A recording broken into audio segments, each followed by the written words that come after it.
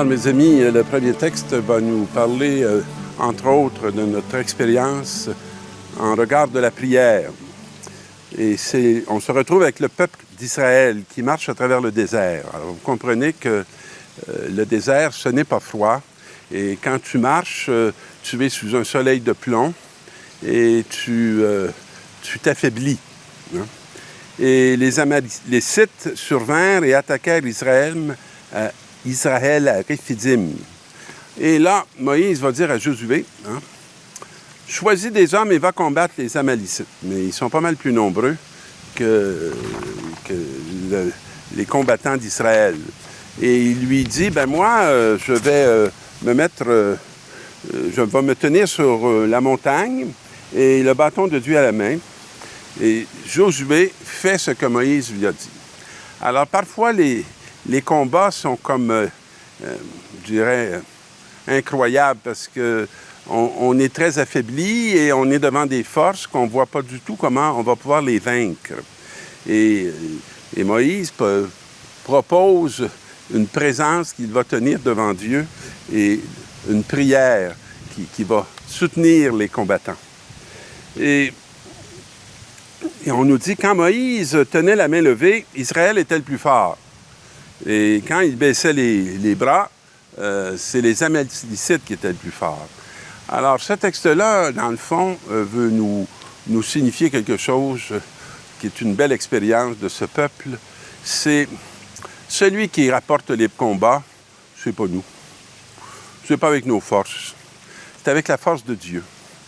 Et quand, à un moment donné, celui qui porte la prière est affaibli à son tour, alors on voit les frères autour qui vont lui tenir les bras.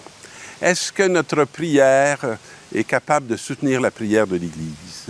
Est-ce qu'on veut que la prière ne soit qu'une force presque magique, ou est-ce qu'on veut que notre prière soit une ténacité dans la présence de Dieu qui, lui, mène les combats pour qu'on puisse avoir la victoire?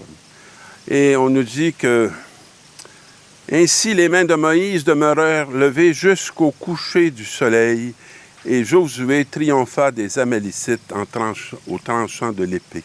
Alors, il ne faut pas être très impressionné d'abord par l'épée, mais impressionné par cette ténacité de ce peuple qui est en marche avec son Dieu. Et dans la deuxième lecture, c'est Timothée. « Fils bien-aimé, dit Paul, tu dois en rester à ce qu'on t'a enseigné. » Vous savez, on voudrait toujours modifier souvent des choses ou penser que notre sagesse pourrait améliorer une certaine expérience qui a été longuement éprouvée. On peut facilement ajuster, adapter, actualiser, mais avant de toucher au fond, il faudrait avoir beaucoup d'humilité et être bien sûr qu'on y est invité par le Seigneur lui-même. Alors, ces textes que je t'ai enseignés et transmis, ils ont le pouvoir de te communiquer la sagesse, celle qui conduit au salut par la foi que nous avons en Jésus-Christ. Alors, c'est pas juste une mode, c'est pas juste quelques mots qui sont juxtaposés l'un à côté de l'autre. Il vaut la peine de bien les creuser pour aller voir quelles en sont les assises et les fondements. Alors, celle-ci est utile pour enseigner, dénoncer le mal, redresser, éduquer dans la justice. Grâce à elle, l'homme de Dieu sera bien-aimé. Il sera pourvu de tout ce qu'il faut pour faire un bon travail. J'ai à peu près 40 ans de ministère actif, puis peut-être quelques années de plus si je compte mes années de séminaire. Et je m'aperçois que pour être capable de faire route, de conseiller, de déraciner certains mots, on ne peut pas le faire qu'avec notre parole. Il faut le faire avec une lumière qui peut être éclairante pour nous, mais éclairante pour les personnes qui sont concernées avec nous et qui sont touchées par un mal qui souvent va détruire des familles, va détruire des individus, va détruire des communautés. Et il ne s'agit pas de de dénoncer, il ne s'agit pas de mépriser des frères, mais il s'agit habituellement de voir clair dans les situations et de voir clair à la manière de Dieu. Et je pense que c'est ce que notre ami Paul est en train de rappeler à Timothée. Je te le demande solennellement, au nom de sa manifestation et de son règne, proclame la parole, interviens à temps et à contre-temps, dénonce le mal, fais des reproches, encourage. Et alors, il ne faudrait pas retenir juste fais des reproches, encourage, mais avec une grande patience, qui ne nous est pas tout à fait naturelle, et avec le souci, non pas de se faire valoir, mais avec le souci d'instruire.